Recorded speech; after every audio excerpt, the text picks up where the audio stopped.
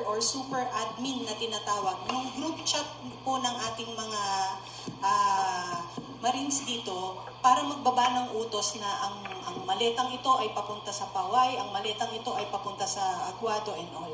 Sino po? Yung chat group na sinasabi kanina, ay minsan kasi dalawa lang ang kasama sa pag-deliver. At sasabihin, mag-deliver kami ng ganito sa ganyan, no? So, yung ibang miyembro ng chat group, wala silang personal knowledge. Dahil dalawa o tatlo lang ang nakasama.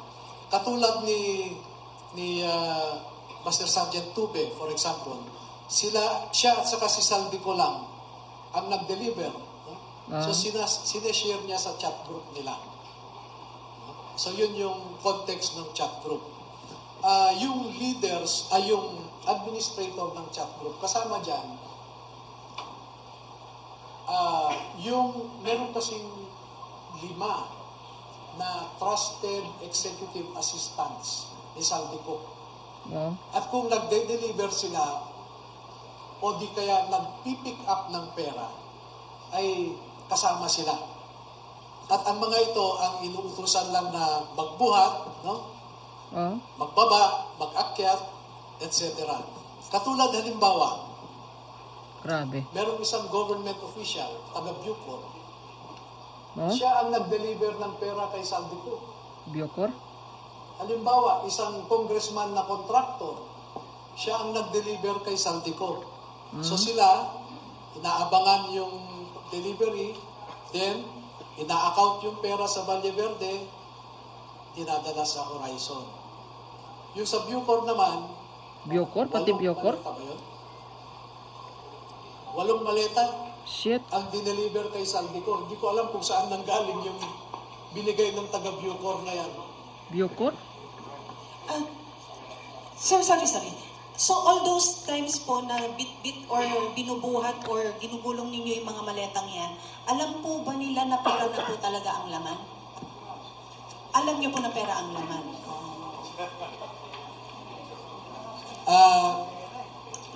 Ito po, no? Halimbawa nito,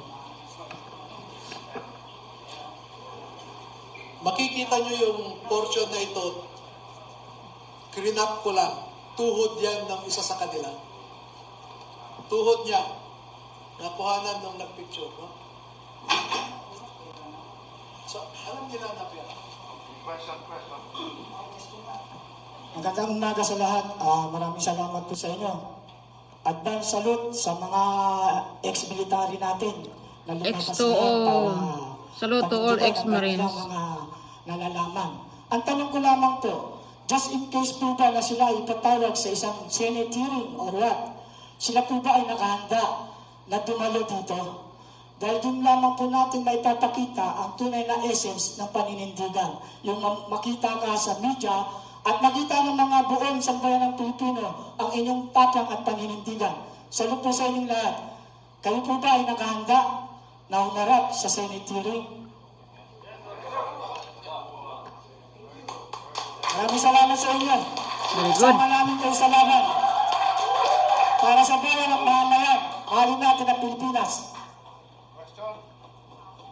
Can we have Sir, attorney, last question questions, po. please? Last 3. Sa Ronda Balita Nacional, Marites Escoto po, nasa inyong harapan.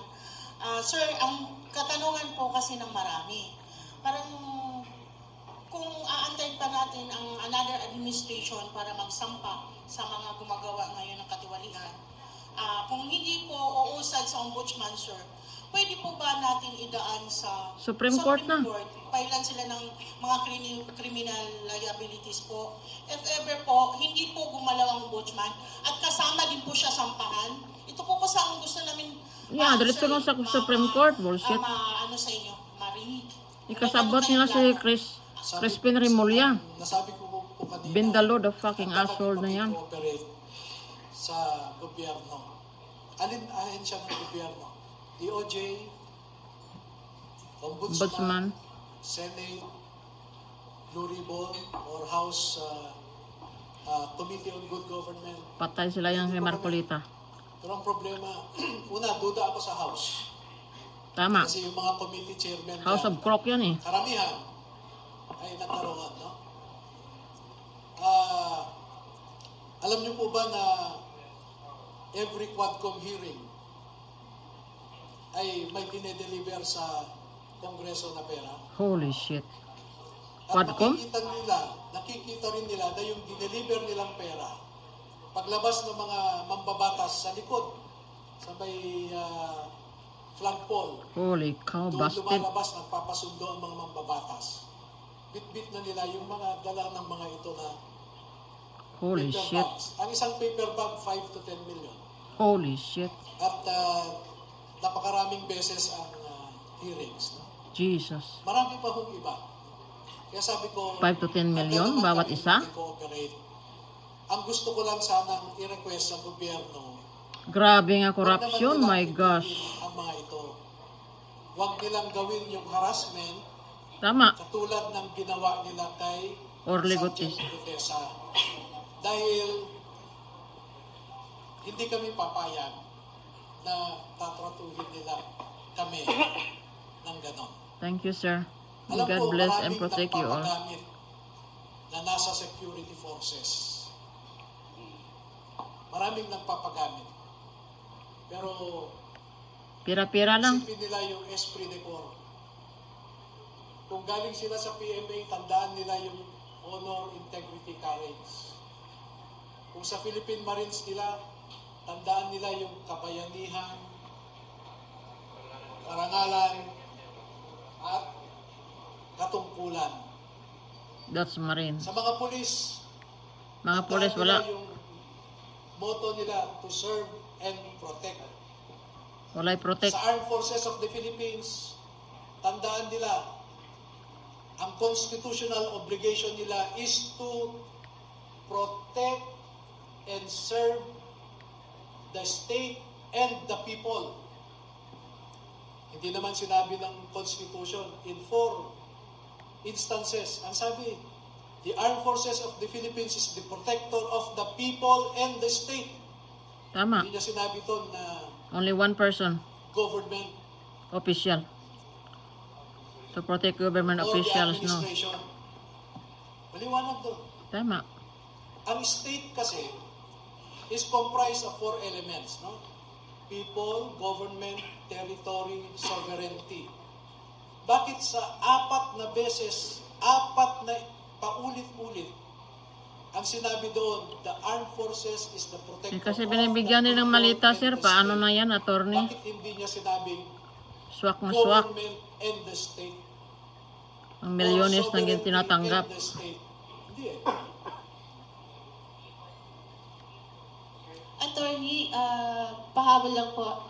Nag-deliver din po ba sila ng, sir dito po, nag-deliver din po ba sila ng mali-maliatang pera para sa impeachment Yes. ni VP Sara in particular? Last year. Naka-detalye po dito sa affidavit nila na may dinalang pera para sa mga pumirma. Holy shit. Sa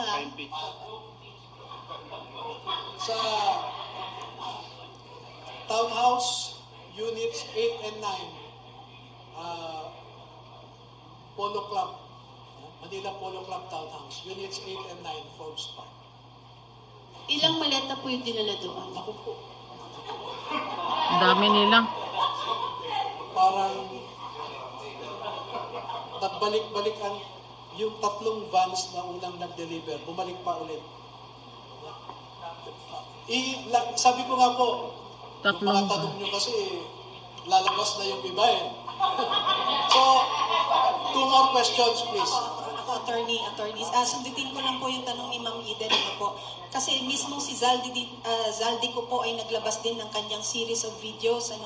At meron din pong screenshot doon na merong release ng mga pera ng March 11, 2024, sorry. 5, nung kinuha si PRRD. Yun po bang release ng perang yon? Ay, si Sir nakangiti. Yung pong release ng perang yon para sa specific na yon, sa pagpapakidnap kay Tatay Digong. With due respect, and I hope you understand, we will reserve our answer to that because the ICC operation here was very sensitive, very deep, no? Jesus. Matindi. And gusto kong i-reserve yung ibang mga ebidensya natin tungkol dyan. Tama, tama. Baka sabihin nilang naninira lang tayo sa ICC, tapos i-connect kami kay Duterte dahil ongoing ang Case. hearing sa Hegs. confirmation of charges. Oh, Agent Morales lang po. Tanong ko lang doon sa mga kasama natin na nasa Marine Corps. Ano?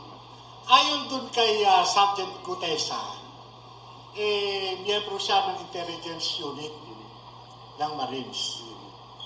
Ilan yung intelligence, yung nakasin sa intelligence dito? Meron? Kasi bilang ano, no, katulad ninyo, galing din ako doon sa serbisyo. At sa kabilang doon sa mga dinaanan ko, panay intelligence unit. Ito bang mga ginagawa ninyo? Pumapasok ito doon sa daily intelligence brief na ginagawa ng mga units. okay, kapatid, no?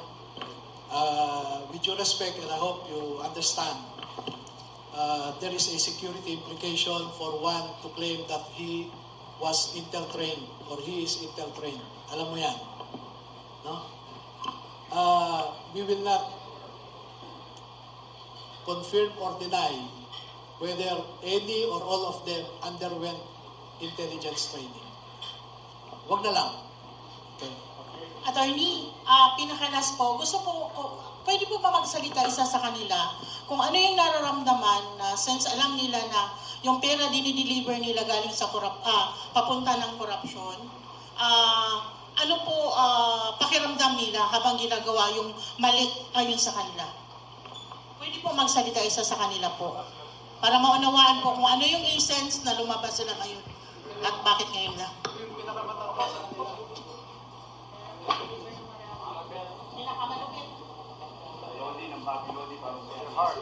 Hello. Good morning po. Ako po si Johnny Buduan. Ganito pa kasi ang nangyari sa akin. Yung mga, since nung kami ay na-assign kay Boss Saldi and family,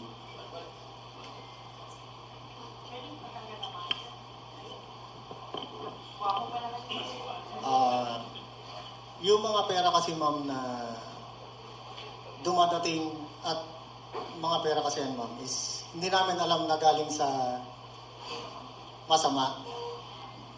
Although kami ay isang empleyado lamang ni Boss Saldi and family. Kaya nung lumabas po yung issue na flood control na yan, doon namin po napagtanto na yung mga mali-malitang pera na yan namin dinideliver sa mga iba't ibang nakaupo sa ating mga gobyerno ay galing po pala sa nakaw. Jesus. Pero kung alam po, nung umpisa pa lang na alam po namin yan, siguro naman bawat isa po sa amin ay hindi po tumagal po sa ganyang trabaho. Grabe. Kami po ay napag-utusan lamang yan sa mga ganyan naming trabaho. Kasi parte po ng trabaho namin yan. Pakiramdam po namin ma'am ngayon na talagang napakasama bilang isang ama para sa aking mga anak na napapunod ako ngayon.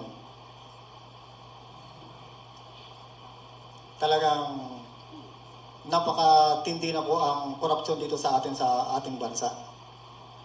Kaya pakiusap po, sana maintindihan nyo kami sa aming layunin para maibsan na po o matapos na po itong korupsyon na ginagawa ng ating gobyerno. Grabe. Thank you, sir.